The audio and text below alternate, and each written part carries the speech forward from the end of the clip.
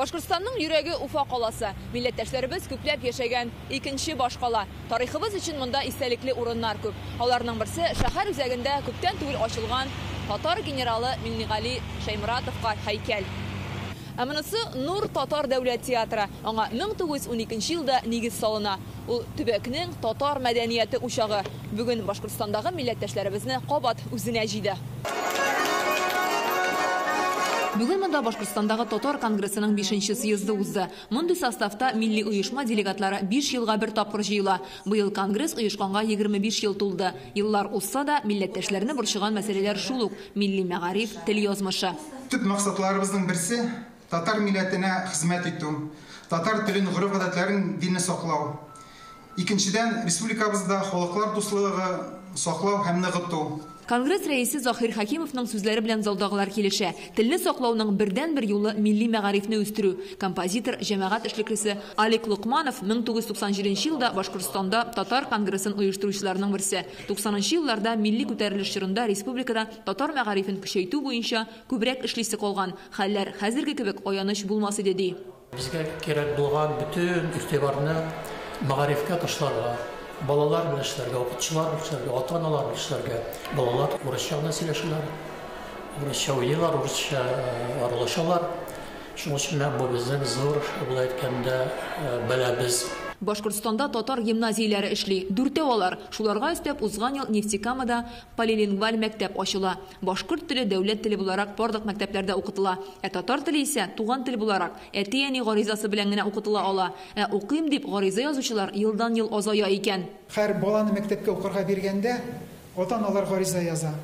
Әгәр дә инде ул анда баламны туган татар телендә яисә бүтән телдә, хотчылаш булсынмы, мары телендә укырга телим дисә, аны укытышаклар. Әгәр дә инде аны язмасалар, аны мәктәп үзе мәҗбүри укыта алмый. Бүген Башкортстанның 3 югары уку йортында татар теле укытучыларын әзерлиләр. Ел саен 35 мөгаллим диплом алып чыга. Алар балалар бакчаларында да эшләргә мөмкин. Съездда татар бакчаларында татар төркемнәре оештырып, белем бирүне мәктәпкәчә сабыйлардан башларга кирәк дигән тәкъдим яңгырый. Резолюцияга кертергә дигән тәкъдим ул безнең иҗтимагый оешмаларның игътибарын балалар бакчасына бирүне күчәйтүне сорыйм мин. Балалар бакчасындагы өстәмә тәрбиячеләр өстәмә белем бирәләр, өстәмә теге төрле мәдәни чаралар, туган телдә мәдәни чаралар үткәрергә, аларның татар телендә сөйләшүләренең функциональ яктан дәвам итеп килсеннәр. Без йоклыйбыз, без җырлыйбыз, җырлый без үлеп барабыз. Җырлыйсы түгел, тарихны өйрәнәсе. Тарихчы Нурмөхәммәд Хөсәенов яшь буында милли үзаңны бары тик шулай үстереп була ди. Ул Татары Уфимского уезда китабы авторларының берсе иде. Менә кулында өр-яңа китап. Татар тарихы әле язылмаган. Татарның бийек шәхесләре һәм татар турында бийек шәхесләрнең әйтеп калдырганнарын күрсәтмәсәк, шын татар тарихын шулай күрсәтеп булмаячак. Миллионнан артык татар яшәгән Башкортстанда туган телне, гореф-гадәтләрне саклап, аны балаларга җиткерүнең һәркемдә үз ысулы. Бу максаттан Кыйгы районында йола йорты ачканнар. Йола йортында менә без анда мәчеттә эшли алмаган эшләрне менә анда biz эшләргә тырышабыз. Мәчеттә өйрәтеп булмый бит монда. Менә теге кызларны нәрсә кухня эшләрен, теге ниләр эшләргә.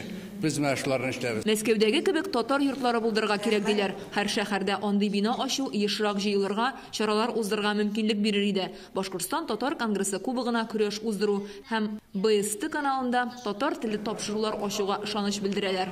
Чебресны таудан гына Ушал районыннан җыеп алып кайтабыз да. Нур театрындагы әлеге очрашудан соң без Уфада яшәүче татар гаиләсе Дәүләтовларга бардык. Илдар белән Светлананың 3 уллары бар. Барысы да татарча сөйләшә. Әти-әниләре милли тормыш белән янып яши. Һәрбер телнең байлыгы, һәрбер телнең кыйммәтлеге гаиләдән башлана. Аны өскә карап чыгарга кирәк бит. Син башта үзеңнең гаиләңдә шушы телеңне сакла.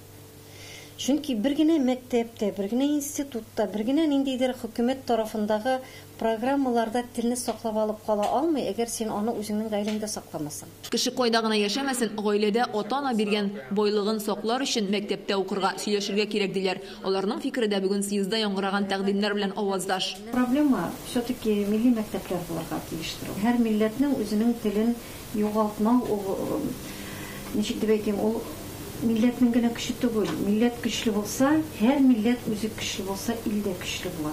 Бу гаиләдә милләт тарихын өйрәнәләр. Илдар Дәүләтов татарның танылган шәхесләренең истәлеген мәңгеләштерү өчен янып көйеп йөрүче. Кушнаренко районында данлыклы хәрби милләттәшебез Даян Мурзинга беренче һәйкәл кую эшен ул башлаган була. Миннеханов конгресс татарлар оша күп кешеләр, спонсорлар помогать иттеләр. Гуруланам шундый кеше бездә яшәгән дип, укыган дип. Шуннан соң Даян Мурзинга Уфада да зур һәйкәл ачылды. Дәүләтовлар әнә шулай конкрет проектлар белән яши. Илдар Дәүләтов гомумән татар шәхесләренең образларыннан торган сквер төзергә хыяллана. Тарихи ватан Казаннан ерак торгангамы, алар милләткә рухи яктан тагын да якынрак, файдалырак булырга теләп гомер итә. Фәйрүзә Мәҗитова, Ленар Хуҗиәхмәтов, Уфа, Адымнар.